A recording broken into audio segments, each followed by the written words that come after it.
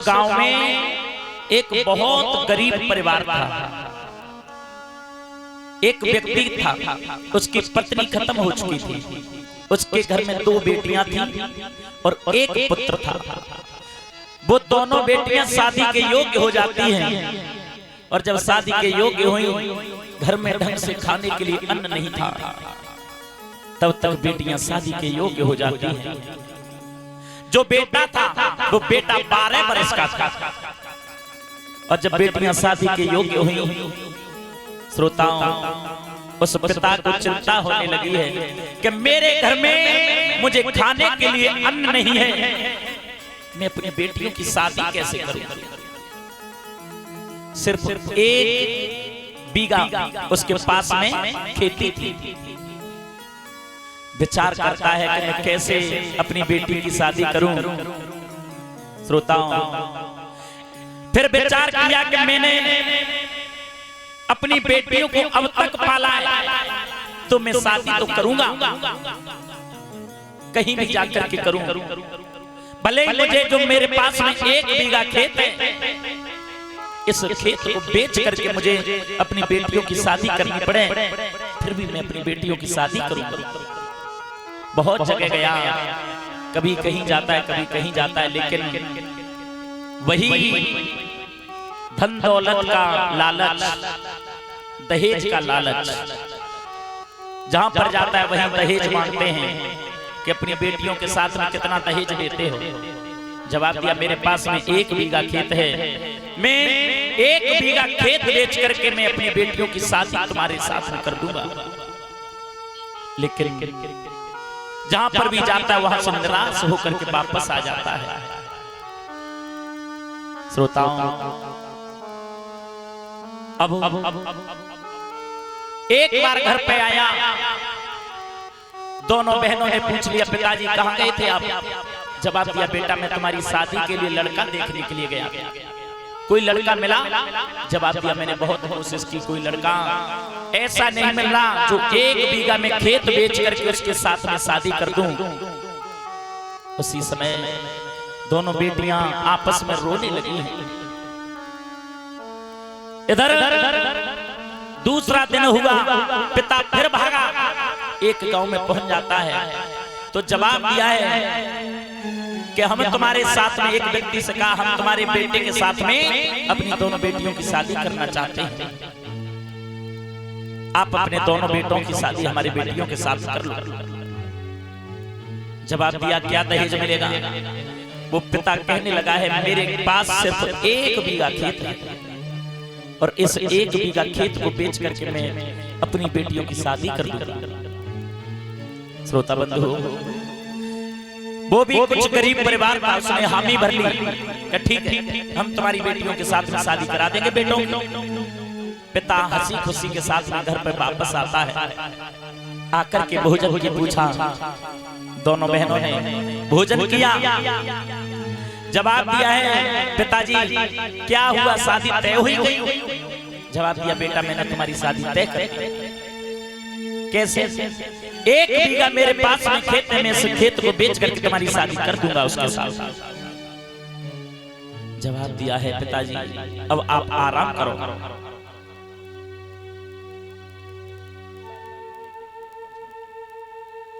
श्रोताओं, जिस समय बेटियों को मालूम पड़ा कि हमारा जो 1 बीघा खेत है, इस खेत को बेच करके हमारे पिताजी हमारी शादी करेंगे, तो दोनों विचार करती हैं, बहन कैसे भी करके 1 बीघा खेत भी बेच गया तो हमारे भाई के हाथ में कटोरा आ जाएगा, कटोरा आ जाएगा। उसी समय दोनों बहनों ने विचार किया है कि हम दोनों बहनें शादी न करा के अपनी आत्महत्या कर लेते।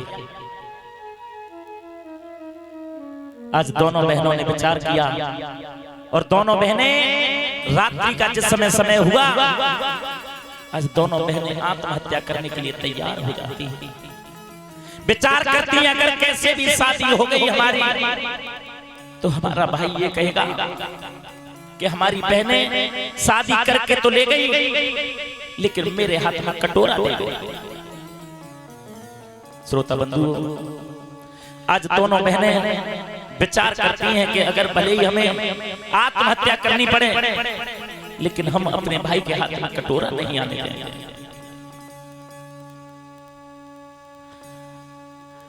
श्रोताओं, आधी रात का समय हुआ, उन दोनों बहनों ने घर में ही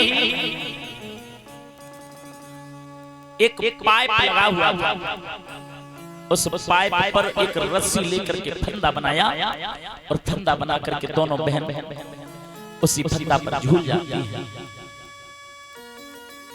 और जब दोनों बहनें झूल फांसी लगा ली, दोनों ने आत्महत्या कर ली। इधर सुबह का समय हुआ, भाई सो रहा था, पिता भी सो रहे थे। भाई की आंख खुली है, एकदम भाग करके खड़ा हो गया और जवाब दिया है कि आज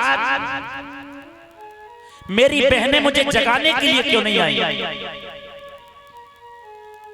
मेरी बहनें मुझे जगाने के लिए क्यों नहीं आई? जब मैं पहले कभी सोता था तो मेरी बहनें सुबह होते ही मुझे जगाने के लिए आती थी, लेकिन आज मेरी बहनें मुझे जगाने नहीं आई। पिता विचार कर रहे हैं, मेरी बेटी जब मैं सोता था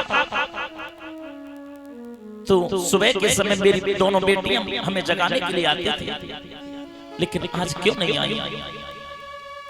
श्रोताओं, दोनों भागे, पिता पुत्र, और जाकर के घर में देखा तो दोनों बेटियां झूले पर लटकी हुई हैं, रस्सी पर लटकी हुई हैं। दोनों बेटियों की हालत देख करके जो पिता थे वो जमीन पर गिर जाते हैं और जवाब दिया, बेटी मैंने तुम्हारे साथ में ऐसा कौन सा कर्म किया था जिन कर्मों का फल आप देख करके मुझे गई हैं बेटा? आज भाई रोता है और पैर पकड़ करके भाई ने जवाब दिया, बहन मुझसे कौन सी गलती हो गई थी ऐसी बहन जो आप मुझे छूट करके चली गई? पिता ने जवाब दिया, बेटा मेरे पास में 1 बीघा खेत था, लेकिन मैंने फिर भी आपकी शादी तय कर दी। वो 1 बीघा खेत बेच करके मैंने तुम्हारी शादी तय कर दी बेटा, लेकिन फिर भी तुम मुझे छोड़ करके चली गई। श्रोताओं, जिस समय नगर में मालूम पड़ता है, सुबह होते ही गांव में मालूम पड़ा कि वो दोनों बेटियां खत्म हो गई। और जिस समय भीड़ होती है, एक व्यक्ति ने जाकर के देखा तो पास में ही एक पत्र लिखा हुआ, और जो पत्र लिखा हुआ उस पत्र में एक बात लिखी हुई थी। वो बात क्या थी? ए दुनिया वालों, मेरे पिता और मेरे भाई को कोई भी दोष मत लगाना, दोष मत लगाना। क्यों? क्योंकि हमने ये आत्महत्या अपने आप की है, हमने आत्महत्या अपने आप की है। इसमें मेरे भाई और मेरे पिताजी का कोई दोष नहीं है। श्रोताओं, जमीन न होने के कारण, पैसा न होने के कारण आज उन दोनों बेटियों ने आत्महत्या कर लिया। आज उस बाप का जो सपना था वो सपना अधूरा रह गया। विचार किया है, बेटा मैंने तुम दोनों को पाल पड़ोस करके इतना बड़ा किया, मुझे क्या पता था कि तुम एक दिन मेरे ऊपर ऐसा समय आएगा जो मैं अपनी बेटियों की शादी भी नहीं कर पाऊंगा। श्रोताओं, इसलिए कभी किसी पर बेटी पर घमंड नहीं करना चाहिए। बेटी दूसरे घर की अमानत हुआ करती है, लेकिन आजकल जो दहेज जो चल रहा है, ये दहेज की नीति इतनी बुरी चल रही है, इतना बड़ा प्रकोप चल रहा है इसका, ये बिल्कुल गलत है। किसी व्यक्ति के पास में धन नहीं है, पैसा नहीं है, तो क्या वो व्यक्ति अपनी संतान को मार थोड़ी देगा? शादी तो उसकी भी होगी। श्रोताओं, बताया जाता है भगवान सब कुछ देना, सब कुछ देना इंसान को, लेकिन गरीबी मत देना। ये गरीबी सहन नहीं होती है, क्योंकि इस गरीबी में अपने भी पराये हो जाते हैं। जो खास मित्र होते हैं वो खास मित्र भी पराये हो जाते हैं प्यारे। जो खास भाई होता है, अगर तुम्हारे पास आज धन है तो भाई भाई में प्रेम है, और पैसा नहीं है तो कोई किसी का भाई नहीं है। और बताया जाता है भगवान किसी को कभी भी गरीबी मत देना। और बताया, एक विद्वान कहता है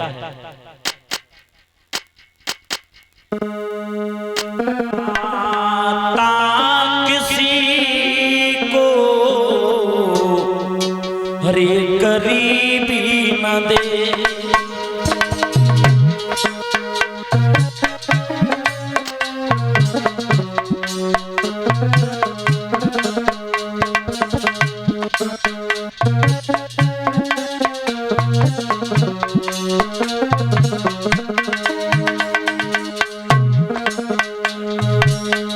विधाता किसी को गरीबी न दे।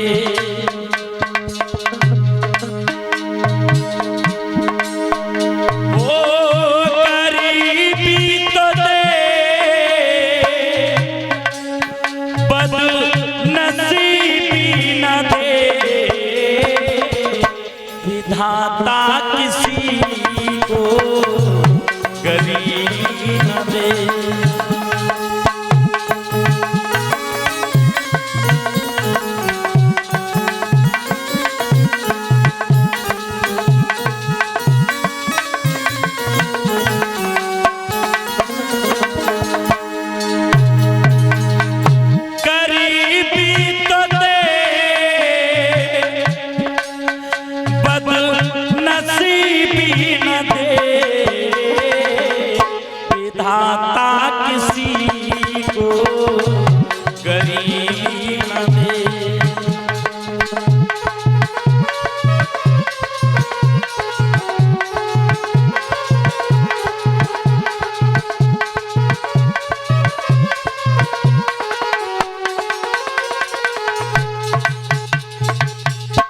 भगवान किसी को कभी भी गरीबी मत देना, और गरीबी तो ऐसी देना जिससे उसका गुजारा चल सके।